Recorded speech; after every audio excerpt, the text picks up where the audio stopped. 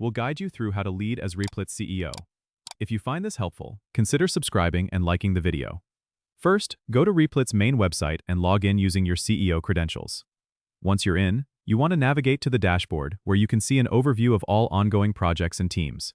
As the CEO, it's crucial to have a clear understanding of the platform's analytics, so click on the Analytics tab to review the current performance metrics. This will give you insight into user engagement, growth trends, and any areas that need improvement. Next, head over to the Team Management section. Here, you can review team compositions, assign new projects, and reallocate resources if necessary. It's important to maintain open communication with your team, so utilize the built-in messaging feature to send updates or feedback directly. Now, let's focus on setting strategic goals. Click on the Goals section where you can outline the company's short-term and long-term objectives. Make sure these are clear and measurable, and communicate them with your team to align everyone's efforts. Finally, take advantage of Replit's community engagement tools.